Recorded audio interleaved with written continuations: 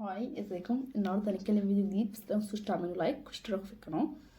فيديو النهارده ممكن يكون اشاره ليك، فيديو النهارده ممكن يكون كلام انت محتاج تسمعه، ممكن تكون انت بتدور على حاجات ومش عارف توصل للحاجات اللي تخليك تقوم من مكانك وتعمل حاجه. فيديو النهارده هو بيقولك ان انت تقدر تعمل حاجات كتير، بس مشكلتك ان انت مش عارف انت اصلا تعرف تعمل ايه. مشكلتك ان انت مش عارف ان انت تقدر فعلا. مشكلتك ان انت قاعد في البيت، قاعد بتشوف الناس اللي حواليك كلهم، بس انت مش عارف انت اصلا تجرب ايه، خايف تخسر. مشكلتك ان انت اصلا لما باجي، لو واحد جه سألك قالك انت عايز تطلع ايه لما تكبر او عايز تتخصص في مجال ايه، انت مش عارف انت شاطر في ايه عشان انت مش بتجرب. عشان انا خايفه افشل، اصل الناس هيقولوا عليا، اصل صحابي هيبصوا لي بس مش حلوه. جماعه، الناس ملهمش دعوه، حياتك لوحدك وانت اللي هتحاسب كده كده على لوحدك. وعموما لو انت اخترت انك تبقى في الظروف اللي انت فيها وما تغيرهاش، لو هي مش كويسه او هي مش احسن حاجه، فانت تفضل فيها. تمام. مشكلتك ان انت مش عارف انت تقدر تعمل ايه، ومش عارف تقول لدماغك ان انا اقدر اعمل حاجات كتير. مشكلتك ان انت محتاج زقه صغيره. مشكلتك ان انت لو ايه، لو جيت قدام ساره وقلت لها انت ممكن اعرف انا اشتغل ايه، طب قولي لي انا ينفع في ايه. هل انا لو انا قلت لك ممكن اعرف اقول لك كذا حاجه، ماشي تعرف تعملهم كل حاجه، بس هل انا هبقى واعيه كفايه عنك انت؟ يعني انا اخلي حد ليه يجي يقرر لي مثلا في حياتي، في حاجه هشتغل فيها، في مجال هتخصص فيه، وهو مش انا؟ ما هو انا لو بجرب كتير، ما انا لو بشتغل كتير، او لو انا بعمل حاجات كتير قوي مع بعض وعارف ايه اللي انا ممكن شاطر فيه ايه اللي لا، هعرف انا هنجح في ايه لما اكبر وهشتغل في ايه. لكن لو انت حضرتك مش بتجرب اي حاجه، مش بتعمل اي حاجه، ومستني الحياه هي اللي تيجي تغيرك والدنيا كلها هي اللي تتغير عشانك، فمعلش هتفضل قاعد مكانك. معلش احنا محتاجين نفوق ونحس شويه ان بجد بجد، ولا اهلك اللي انت قاعد بتحقق لهم احلامهم ودخلت الجامعات اللي هم ما دخلهاش، وبتذاكر مذاكره لجامعه معينه هم عايزينها عشان تطلع دكتور او تطلع مهندس في حاجه، طب ما انت مش عايزها بس انت بتعمل كده عشان اهلك. لما تكبر وتشتغل وانت مش عارف تشتغل وتبدع في الحته دي ان هي مش بتاعتك، انت بس اللي هتتعب. يعني ليه ممكن اخلي حد هو اللي يقرر لي عن حياتي عشان انا اصلا مش عارف انا اصلا ناصح في ايه؟ يعني ممكن واحده تيجي تقول لي انا شاطره في كده، انا شاطره في كده، دي اراء، بس انا لو انا عارفه انا شاطره في ايه كويس هعرف انا عايزه ايه. فكره ان انت بتبقى محتاج تبدا، ولما تبدا وتحس ان انت هتنجح، هتلاقي نفسك بتقول طب هو انا ليه مش في المكان ده، طب ايه اللي ناقص لي، هبدا اشتغل الحته دي عشان ادخل في المكان ده، طب ايه ليه انا ما اطلعش هنا، لا طب انا هشتغل شويه كمان عشان هطلع هنا.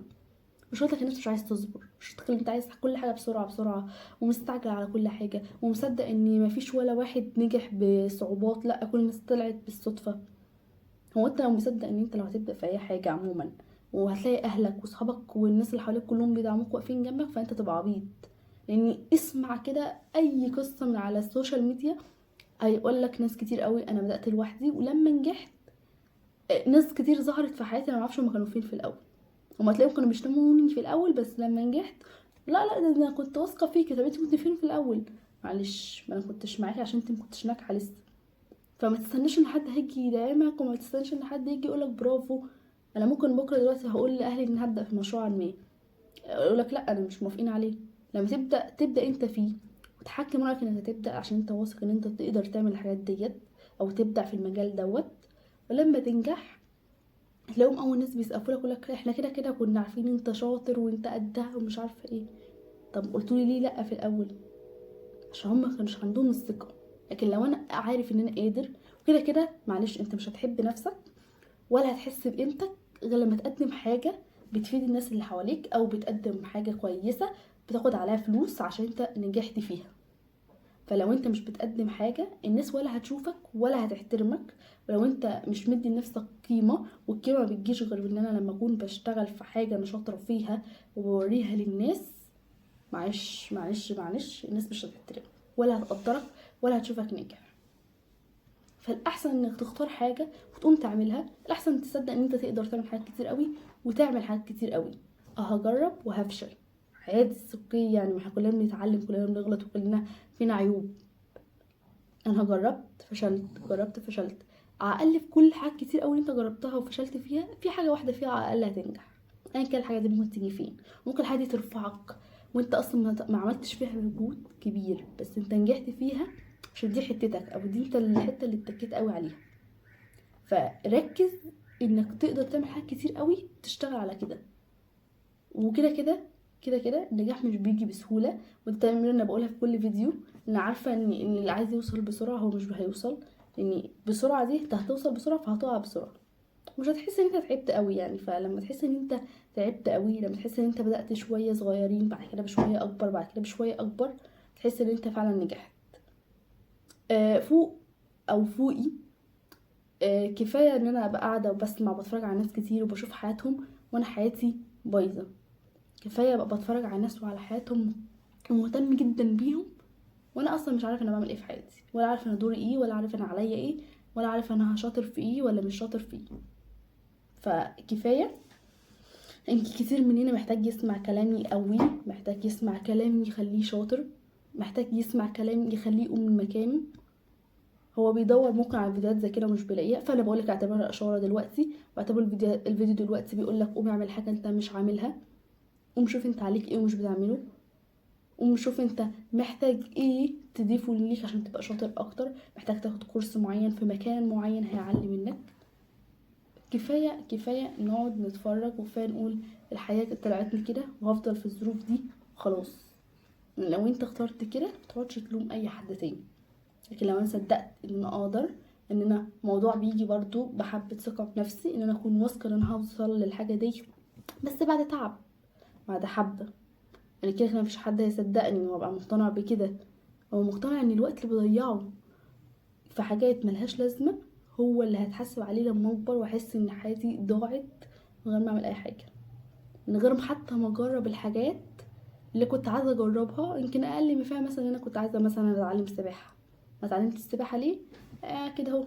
طب انا دلوقتي عندي 80 سنه مثلا، ينفع اقوم اتعلم سباحه؟ اظنش لا، يعني اظني لا بصراحه. ليه؟ عشان ضيعت عليا. يا ترى بتيجي على السباحه بس؟ يعني هتيجي على حاجات كتير قوي. انت حتى لما بتقعد مع حد كبير يقول لك يا ده انا كان نفسي في عمرك ده اعمل كذا وكذا وكذا، ما عملتش ليه؟ ما اعرفش ان انا كنت قادر اعمل كده، بس هو دلوقتي فعليا هو مش هيقوم يعمل الحاجات دي عشان هو فعلا مش قادر. ما نضيعش فرص كتير قوي تيجي.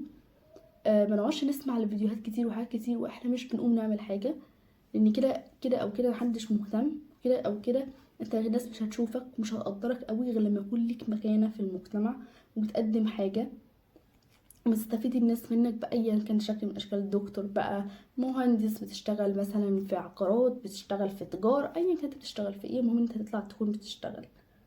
وكمان فنركز ان انت تفهم مخك ان انت تقدر في حاجات كتير قوي، انت تقدر تعمل حاجات كتير قوي، بس مشكلتك ان انت مش بتقعد، مش بتفكر ومش بتشوف انت محتاج تقوم على ايه ومحتاج تعمل ايه.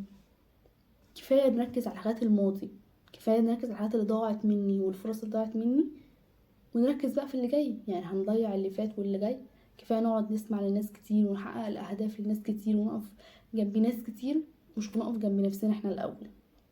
كفايه تحس ان انت قليل. كفايه كفايه تقعد تتدلع وتضيع فرص كتير قوي عليك. يعني هنقعد لغايه امتى نضيع فرص كتير قوي علينا؟ هنقعد لغايه امتى كده قاعدين كده بلا هدف، بنشوف بس حياة الناس اللي حوالينا على السوشيال ميديا وعلى التيك توك وعلى كل مكان، وقاعدين احنا كده بنتفرج اللي هو طب تمام احنا كمان حياتنا هتتعدل؟ كفايه.